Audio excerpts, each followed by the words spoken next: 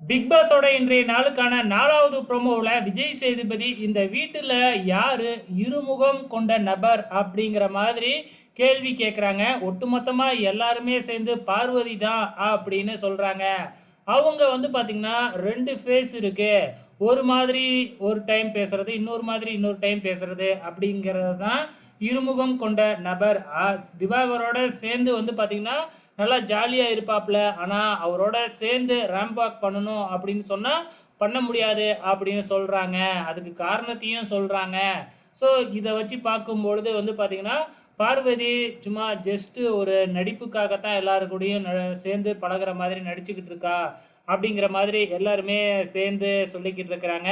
அதுக்கு நம்ம பார்வதி குடுக்குற ரியாக்ஷன் தான் வேற மாதிரி இருக்கு.